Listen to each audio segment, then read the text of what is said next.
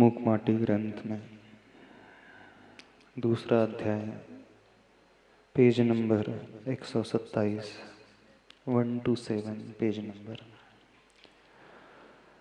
प्रकरण माटी के रौंदने का शिल्पी के द्वारा।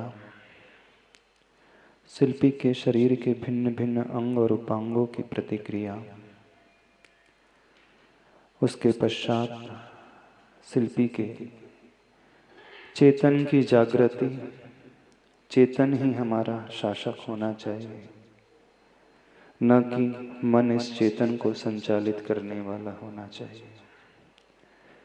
आत्मा स्वामी है, आत्मा मालिक है, मन जो है उसका सेवक है। इंद्रियां और भी जाके नीचे कैटेगरी में आने वाली, वह कार्य करने वाली कार्यकर्ता की भांति है। लेकिन प्राय हर व्यक्ति ने अपनी बागडोर आत्मा से हटा करके, इंद्रियों से हटा करके मन को सौंप दी है और वह मन के अनुसार चल रहा है। प्राय विज्ञान जिसे बुद्धि कहता है अथवा कुछ लोग जिसे मन कहते हैं, और मन के अनुसार, बुद्धि के अनुसार सब कुछ संचालित होता है ऐसा कहा जाता है, पर यह भी सत्य नहीं है।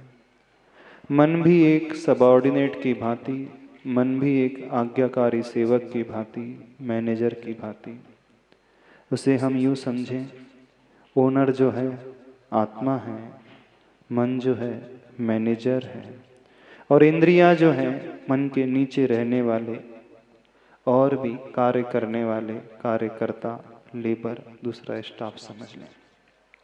लेकिन विचित्रता देखें, हर व्यक्ति ने ओनर को भुला दिया है। हर व्यक्ति ने अपने आप को मन के हाथों सौंप दिया है। मन जैसा सोचता है बिल्कुल सारी इंद्रियां भी वैसे ही कार्य करती हैं, और आत्मा भी अपनी मिल्कियत को भुला करके मन के अनुरूप कार्य करने वाला हो गया है। मन हमारा निर्देशक नहीं है, होना भी नहीं चाहिए। मन जो है फॉलोअर होना चाहिए। लेकिन दृष्टि यदि ऐसी है, चेतन की ओर है, तब तो कहीं जाकर के हम उस चेतन को सर्वे सर्वा बना सकते हैं, और बनाना भी चाहिए।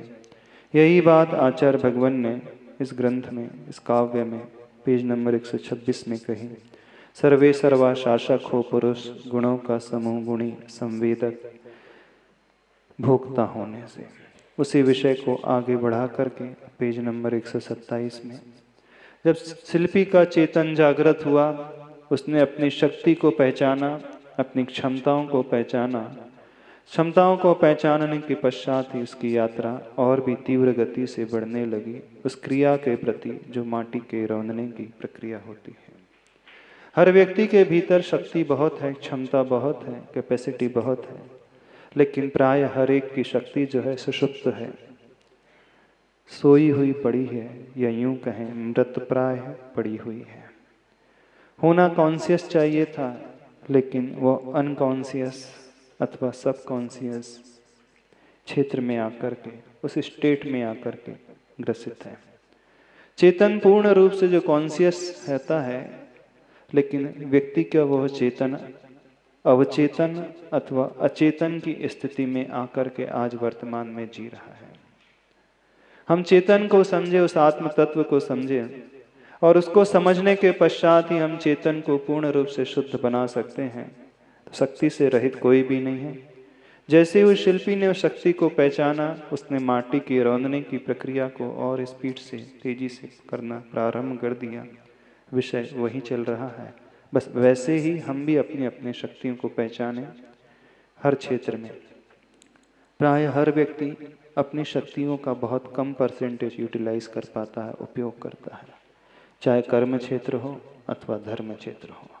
कर्म क्षेत्र में तो कथनचित बहुत ज़्यादा वो उपयोग कर लेता है, यहाँ तक कहें कि शक्ति से बढ़कर के भी कर लेता है, तो अतिशयोक्ति नहीं होगी, होता है।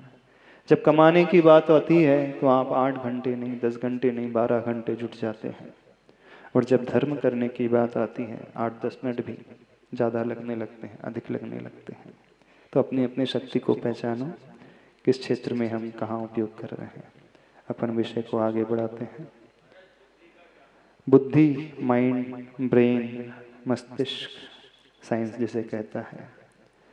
मन कहता है धर्म विज्ञान, आत्मा अलग है, मन अलग है और इंद्रियां अलग है। मन द्रव्य मन भी होता है, मन भाव मन भी होता है। भाव मन मतलब हमारे ज्ञान के क्षेम की दशा। द्रव्य मन का अर्थ है हृदय में रहने वाला अष्टपंखुड़ी के आकार का एक कमल दल, अथवा दूसरे मत के अनुसार जहाँ हमारा उपयोग जाता है मन की रचना वहाँ हो जाती है और उसी के अनुसार वह कार्य होता है। पर विज्ञान सिर्फ ब्रेन को स्वीकार करता है, मस्तिष्क को स्वीकार करता है और उसी के अनुसार वह संकेत पूरे बॉडी में भेजता है। जो हमारा नर्वस सिस्टम है, स्केलेटल में यहाँ पर जो रहने वाला क्षेत्र है, विज्ञान मेडिकल साइंस कहता है वहीं से सारा शरीर संचालित होता है। लेकिन धर्म विज्ञान कहता है मन इस ब्रेन को आज्ञा देता है और मन को आज्ञा देने वाला हमारा आत्म तत्व है। यानी जो हायरार्की चली आ रही है, आत्मा से मन, मन से ब्रेन, ब्रेन से पूरी इंद्रियां अथवा बॉडी के डिफरेंट डिफरेंट पार्ट्स, इस प्रकार से अपन समझने की कोशिश करेंगे तो बहुत अच्छे से पहुंच सकते हैं।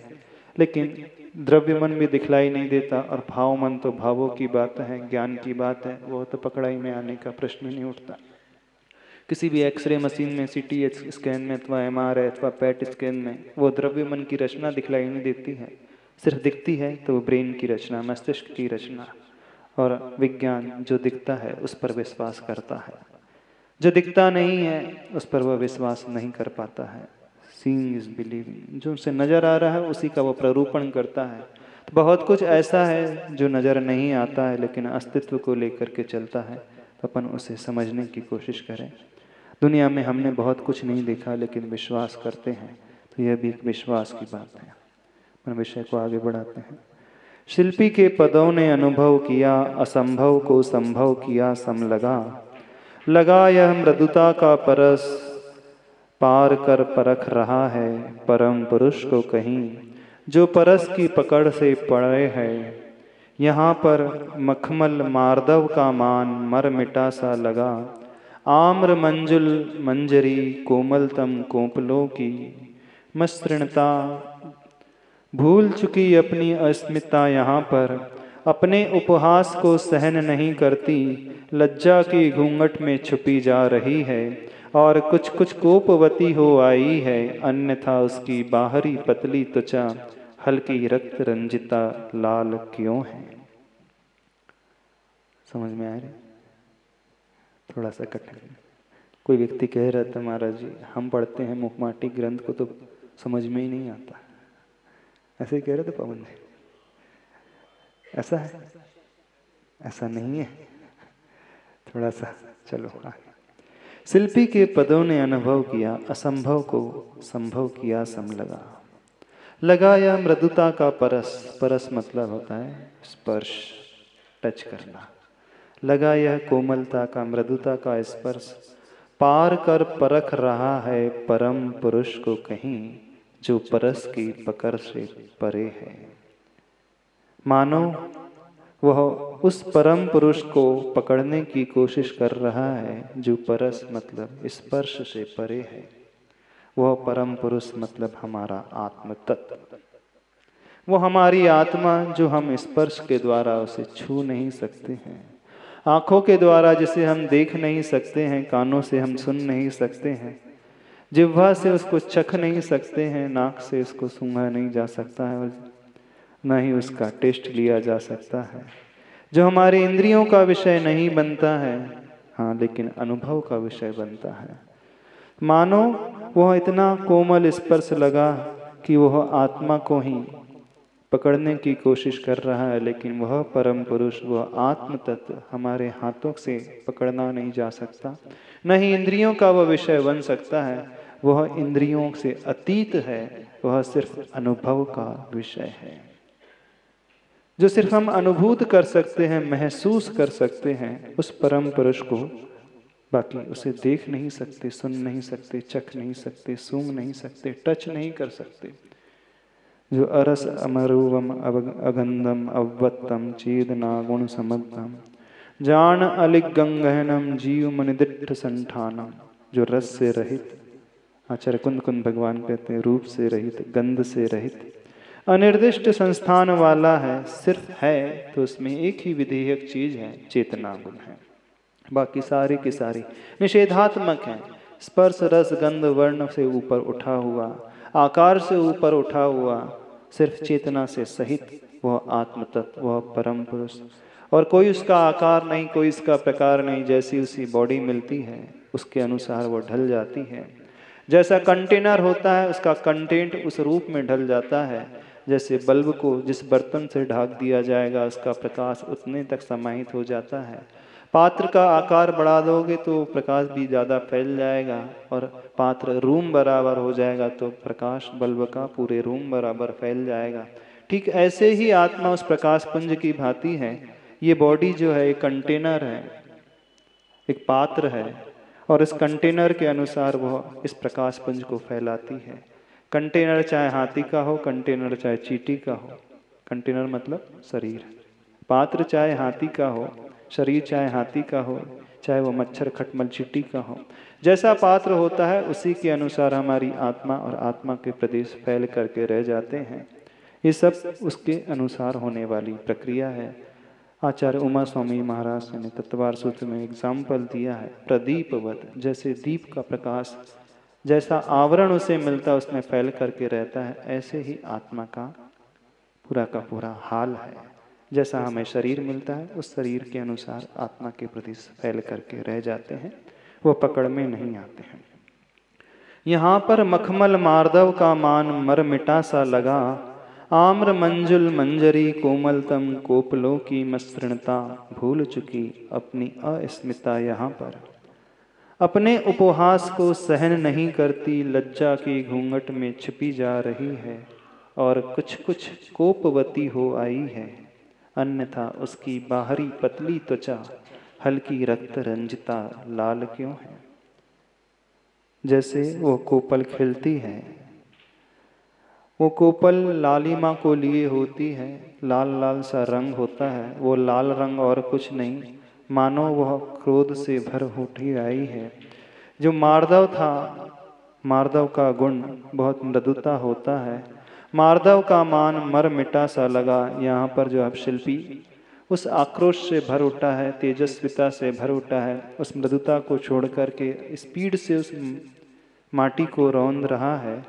और उदाहरण आचार्य भगवान दे रहे हैं, जैसे आम की मंजरी खिलती है, प्रारंभ में वो लालिमा लिए हुए होती हैं, बिल्कुल उसी की भांति उस उपहास को सहन नहीं करती है, लज्जा की घूंघट में छुपी जा रही है, कुछ कुछ क्रोध से भरी हुई है, अपनी पतली त्वचा को रक्त रंजिता लाल से की हुई है। मोम की माँ माटी की मृदुता चुप रह न सकी, गुप्त रहस्य रह न सका, बोल पड़ी वह चाहो सुनो सुनाती हूँ, कुछ सुनने सुनाने की बातें, उस सत्ता का किस तरह अतिशय बता दूं, परिचय बता दूं तुम्हें। कौन सी सत्ता का? उस चेतन की सत्ता का। अब माटी सहन नहीं कर सकी, वो बताने के लिए आगे आ रही है, परिचय देने के लिए आगे आ रही है अपनी चेतन आत्मा का। वो रहस्य ही है, क्योंकि सबसे बड़ा रहस्य आज तक संसारी व्यक्ति जिसे जान नहीं पाया है, साइंस जिसे पहचान नहीं पाया है, दुनिया में बहुत सारे धर्म जिसे पहचान नहीं पाए हैं, विश्वास नहीं कर पाए इस परिचय को, वो बता रही है। कौन से परिचय को? उस चेतन आत्म तत्व के परिचय को। उस चेतन सत्ता का किस तरह अतिशय बता दूं, परिचय बता दूं तुम्हें। जिन आँखों में काजल काली करुणाई वह छलक आई है, कुछ सिखा रही है, चेतन की तुम पहचान करो। जिन अधरों में प्रांजल लाली अरुणाई वह झलक आई है, कुछ दिला रही है, समता का नित अनुपान करो। जिन गालों में मासल वाली तरुणाई वह ढलक आई है, कुछ बता रही है, समुचित बल का बलिदान करो। जिन बालों में अलिगुण हरिणी कटुलाई वह भनक आई है, कुछ सुना रही है, काया का मत सम्मान करो। जिन चरणों में सादर आली चरणाई वह पुलक आई है, गुनगुना रही है, पूरा चलकर विश्राम करो। और सुनो और छोर कहाँ उस सत्ता की, तीर तट कहाँ गुरुमत्ता का, जो कुछ है प्रस्तुत है। अपार राशि की एक कणिका, बिंदु की जलांजलि सिंधु को। वह भी सिंधु में रहकर ही यूं कहती कहती मुदिता, माटी की मृदुता मौन का घूंघट मुख पर लेती है। समझ में आया चेतन का परिचय। वह उदाहरण आम की मंजरी जो लालिमा ली है, जो लालिमा प्रकट होकर के आ रही है, वो हमें दिख तो लाल वर्ण रहा है, लेकिन उसके भीतर क्या है उस बात को अपने को समझना है। जिन आँखों में काजल काली करुणाई व छलक आई है, कुछ सिखा रही है। जब आँखों में करुणा के भाव छलकते हैं, करुणा के भाव क्यों छलकते हैं? अंदर वह अनुकंपा होती है, यानी अंदर कुछ महसूस करने वाला तत्व है, तभी तो वो करुणा छलक करके आती है। आंखों में आंसू की जो बूंद आ जाती है, क्यों आ जाती है? हाँ, कुछ भाव उत्पन्न होते हैं भीतर से, तो वो आंसू जो प्रकट हो रहे हैं, जो करुणा के भाव प्रकट हो रहे हैं, वो क्या परिचय दे रही है? सिखा रही है चेतन की तुम पहचान करो, क्योंकि आंसू जो है चेतन सहित तन में ही आते हैं, चेतन रहित तन में नहीं आते। करुणा जो है, अनुकंपा जो है, दया जो है, चेतन सहित तन में ही टपकती है। करुणा और चेतन रहित तन से टपकती नहीं है। तो हम अनुमान ज्ञान से जिसकी पहचान कर सकते हैं, अंदाज से जिसको देख सकते हैं, कार्य के माध्यम से कारण की पर पकड़ कर सकते हैं, तो चेतन कारण की भांति है, चेतन उस ऊर्जा की भांति है, आत्मा उस पहचान की भांति है। जो भाव भीतर हो रहे हैं उस आत्मा के माध्यम से हो रहे हैं, और कार्य आँखों में आंसू की बूंद अथवा करुणा के भाव अथवा वह रक्त रंजिता लालिमा उसमें आई है। तो हमें पहचानन किसकी करना है? उस चेतन आत्मा की। आज तक व्यक्ति जो दुखी है, भटकता हुआ आया है, सिर्फ उसके पीछे कारण यह है कि उसने सबको पहचाना, लेकिन जिसे पहचानना था उसे नहीं पहचाना। सबको जाना, लेकिन जिसे जानना था उसे नहीं जाना। अपने को छोड़ करके बाहर को जाना, बाहर को परखा, बाहर को देखा, अपने को नहीं देखा। कितने लोगों ने अपने उस चेतन आत्मा को देखा? अभी आप कहोगे महाराज जी वो तो दिखती नहीं, देखने से अभिप्राय महसूस की बात है। जिसको ये विश्वास हो जाएगा, जिसको ये पहचान हो जाएगी, वह उसकी चिंता करेगा, उसके उद्धार के लिए कुछ कमर कस करके तैयार हो जाएगा। समझ? जिन अधरों में प्रांजल लाली अरुणाई व झलक आई है, कुछ दिला रही है, समता का नित अनुपान करो। अधर का मतलब होंठ होते हैं। जिन होठों में वह लालिमा वह अरुणाई के भाव झलक करके आ रहे हैं, क्या पहचान करा रहे हैं? समता का नित अनुपान करो, क्योंकि जब वह चेतन आत्मा समता का अनुपान करती है, समता में अपने आप को बनाती है, तभी उसका उद्धार हो पाता है। और जब वह विषमता से आलोड़ित हो जाती है, तभी उसका पतन होता है।